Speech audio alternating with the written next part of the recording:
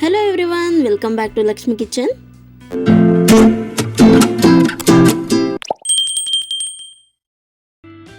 ಇವತ್ತಿನ ಈ ವಿಡಿಯೋದಲ್ಲಿ ಕುಕ್ಕರ್ನಲ್ಲಿ ತುಂಬಾ ಸಿಂಪಲ್ ಆಗಿ ಬಿಸಿಬೇಳೆ ಬಾತ್ ಯಾವ ರೀತಿ ಮಾಡೋದು ಅಂತ ನೋಡೋಣ. ಕುಕ್ಕರ್ನಲ್ಲಿ ಮಾಡೋದ್ರಿಂದ ಜಾಸ್ತಿ ಟೈಮ್ ಏನು ಹಿಡಿಯೋದಿಲ್ಲ. ಹಾಗಿದ್ರೆ ಬನ್ನಿ ಹೇಗೆ ಮಾಡೋದು ಅಂತ ನೋಡೋಣ. ಮೊದಲಿಂದಾಗಿ ಒಂದು ಕುಕ್ಕರ್ಗೆ 2 ರಿಂದ 3 ಟೇಬಲ್ ಸ್ಪೂನ್ ಆಗುವಷ್ಟು ಎಣ್ಣೆ ಹಾಕಿ ಎಣ್ಣೆ ಚೆನ್ನಾಗಿ ಕಾಯಕ್ಕೆ ಬಿಡಬೇಕು. ಎಣ್ಣೆ ಚೆನ್ನಾಗಿ ಕಾದ ನಂತರ 1/4 ಟೀ ಸ್ಪೂನ್ ಆಗುವಷ್ಟು ಸಾಸಿವೆ ಹಾಕಬೇಕು. ಹಾಗೇನೇ ಸ್ವಲ್ಪ ಜೀರಿಗೆ, ನಂತರ ಒಂದು 4 ಬ್ಯಾಡಗಿ ಮೆಣಸಿನಕಾಯಿ, ಸ್ವಲ್ಪ ಗೋಡಂಬಿ ಆಪ್ಷನಲ್ಲು, ನಿಮ್ಗೆ ಬೇಕಿದ್ರೆ ಹಾಕೋಬೋದು, ಹಾಕಿದ್ರೆ ತುಂಬ ಚೆನ್ನಾಗಿರುತ್ತೆ. ಹಾಗೆಯೇ 2 ಪಲಾವ್ ಎಲೆ, 1 ಚಕ್ಕೆ, 1-2 ಕಡ್ಡಿ ಕರಿಬೇವಿನ ಸೊಪ್ಪು ಹಾಕಿ ಎಣ್ಣೆಲಿ ಚೆನ್ನಾಗಿ ಹುರ್ಕೋಬೇಕು.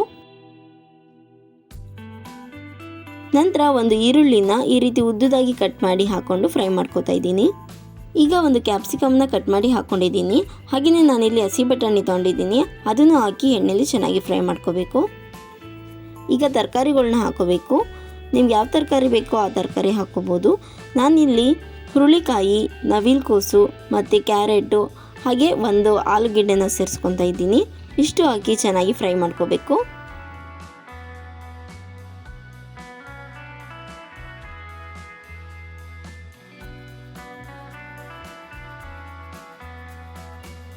ತರಕಾರಿ ಚೆನ್ನಾಗಿ ಫ್ರೈ ಆದ ನಂತರ ಒಂದು 3 ರಿಂದ 4 ಟೊಮೆಟೊನ ಈ ರೀತಿ ಕಟ್ ಮಾಡಿ ಹಾಕೋತಾ ಇದ್ದೀನಿ. ತರಕಾರಿ ಮತ್ತು ಟೊಮೆಟೊ ಬೇಯೋದಕ್ಕೆ ಸ್ವಲ್ಪ ಉಪ್ಪು ಹಾಕಿ ಚೆನ್ನಾಗಿ ಮಿಕ್ಸ್ ಮಾಡ್ಕೋಬೇಕು. ನೀವು ಹುಣಸೆ ಹಣ್ಣನ್ನು ಹಾಕೋದಿದ್ರೆ ಟೊಮೆಟೊನ ಸ್ವಲ್ಪ ಕಡಿಮೆನೇ ಹಾಕೋಬೋದು, ಇಲ್ಲಾಂದರೆ ಹಾಕಲಿಲ್ಲ ಅಂದರೂ ಪರವಾಗಿಲ್ಲ. ಬಟ್ ನಾನಿಲ್ಲಿ ಹುಣಸೆ ಹಣ್ಣು ಮತ್ತು ಟೊಮೆಟೊ ಎರಡನ್ನೂ ಹಾಕ್ತಾಯಿದ್ದೀನಿ. ಈಗ ಒಂದು 1/4 ಟೀ ಸ್ಪೂನ್ ಆಗುವಷ್ಟು ಅರಿಶಿನ, ಹಾಗೆ 1 ಸ್ಪೂನ್ ಆಗುವಷ್ಟು ಸಾಂಬಾರು ಪೌಡ್ರು, ನೀವು ಯಾವ್ದು ಯೂಸ್ ಮಾಡ್ತಿರೋ ಮನೆಯಲ್ಲಿ ಅದನ್ನೇ ಹಾಕ್ಬೋದು. ಈಗ ನಾನಿಲ್ಲಿ ಬಿಸಿಬೇಳೆ ಬಾತ್ ಪೌಡ್ರನ್ನ ಹಾಕ್ಕೊತಾ ಇದ್ದೀನಿ. ಒಂದು 3 ಸ್ಪೂನ್ ಆಗುವಷ್ಟು ಹಾಕೋತಾ ಇದ್ದೀನಿ. ಇಷ್ಟನ್ನು ಹಾಕಿ ತರಕಾರಿ ಮತ್ತು ಮಸಾಲೆ ಚೆನ್ನಾಗಿ ಹೊಂದ್ಕೋಬೇಕು, ಅಲ್ಲಿವರೆಗೂ ಚೆನ್ನಾಗಿ ಫ್ರೈ ಮಾಡ್ಕೋಬೇಕಾಗುತ್ತೆ. ಈಗ ನೋಡಿ, ನಾನು ಒಂದು ನಿಂಬೆಹಣ್ಣು ಗಾತ್ರದಷ್ಟು ಹುಣಸೆ ಹಣ್ಣನ್ನು ತೊಗೊಂಡು ಅದನ್ನು ನೀರಲ್ಲಿ ನೆನೆಸಿ ರಸನ ತೊಗೊಂಡಿದ್ದೀನಿ. ನೀವು ಟೊಮೆಟೊನ ಜಾಸ್ತಿ ಹಾಕೋದಿದ್ರೆ ಹುಣಸೆ ರಸ ಬೇಕಾಗಿಲ್ಲ. ನಾನು 2 ಹಾಕ್ತಾ ಇರೋದ್ರಿಂದ 2 ಈಕ್ವಲ್ ಆಗಿ ತೊಗೊಂಡಿದ್ದೀನಿ. ಹುಣಸೆ ಹಣ್ಣಿನ ರಸ ಹಾಕಿ ಮಿಕ್ಸ್ ಮಾಡಿಕೊಂಡು ನಿಮಗೀಗ ಯಾವ ಕನ್ಸಿಸ್ಟೆನ್ಸಿಯಲ್ಲಿ ಬಿಸಿಬೇಳೆ ಬಾತ್ ಬೇಕೋ ಅಷ್ಟು ನೀರನ್ನ ನೀವು ಸೇರಿಸ್ಕೋಬೇಕಾಗತ್ತೆ.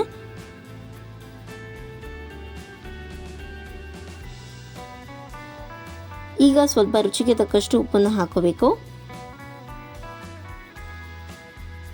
ನಂತರ ಕೊನೆಯದಾಗಿ ಕೊತ್ತಂಬರಿ ಸೊಪ್ಪನ್ನ ಹಾಕಿ ಒಂದ್ಸಲ ಮಿಕ್ಸ್ ಮಾಡ್ಕೋಬೇಕು.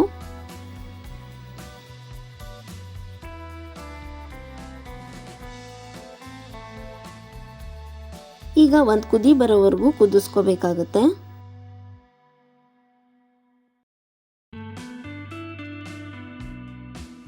ನೋಡ್ತಿರ್ಬೋದು, ಈಗ ಚೆನ್ನಾಗಿ ಕುದೀತಿದೆ. ಈಗ ಅಕ್ಕಿ ಮತ್ತು ಬೇಳೆನ ಹಾಕೋಬೇಕು.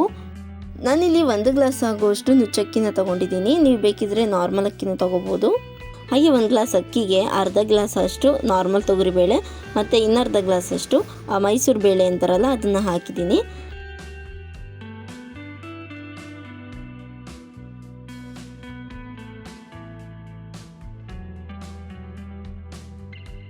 ಅಕ್ಕಿ ಮತ್ತು ಬೇಳೆನ ಹಾಕಿ ಒಂದ್ಸಲ ಮಿಕ್ಸ್ ಮಾಡಿಕೊಂಡು ಕುಕ್ಕರ್ ಮುಚ್ಚಳ ಮುಚ್ಚಿ ಒಂದು 3 ವಿಷಲ್ನ ಕೂಗಿಸ್ಕೊಂಡ್ರೆ ಬಿಸಿಬೇಳೆ ಬಾತ್ ರೆಡಿ ಆಗಿಬಿಡುತ್ತೆ.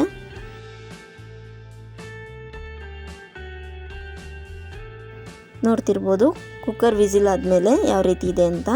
ಇದನ್ನು ಒಂದ್ಸಲ ನೀಟಾಗಿ ಮೇಲಿಂದ ಕೆಳಗೆ ಮಿಕ್ಸ್ ಮಾಡ್ಕೋಬೇಕು.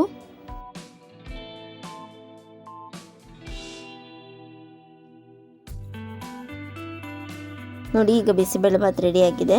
ನಮ್ಗೆ ಯಾವ ಹದಕ್ಕೆ ಬೇಕೋ ಆ ಹದಕ್ಕೆ ರೆಡಿಯಾಗಿದೆ. ನಿಮ್ಗೇನಾದರೂ ಗಟ್ಟಿ ಆಗೋಯ್ತು ಅಂತಂದರೆ 1 ಗ್ಲಾಸ್ ಬಿಸಿನೀರನ್ನ ಕಾಯಿಸ್ಬಿಟ್ಟು ಇವಾಗ ಹಾಕ್ಕೊಂಡು ಮಿಕ್ಸ್ ಮಾಡ್ಕೋಬೋದು. ಈಗ ಬಿಸಿಬೇಳೆ ಬಾತ್ ರೆಡಿಯಾಗಿದೆ. ಇದನ್ನು ಖಾರ ಬೂಂದಿ ಜೊತೆ, ಮೊಸರು ಜೊತೆ ಮತ್ತು ಚಟ್ನಿ ಜೊತೆ ಕೂಡ ತಿನ್ಬೋದು. ನೋಡಿದ್ರಲ್ಲ ಯಾವ ರೀತಿ ಕುಕ್ಕರ್ನಲ್ಲಿ ಬಿಸಿಬೇಳೆ ಬಾತ್ ಮಾಡ್ಕೋಬೋದು ಅಂತ.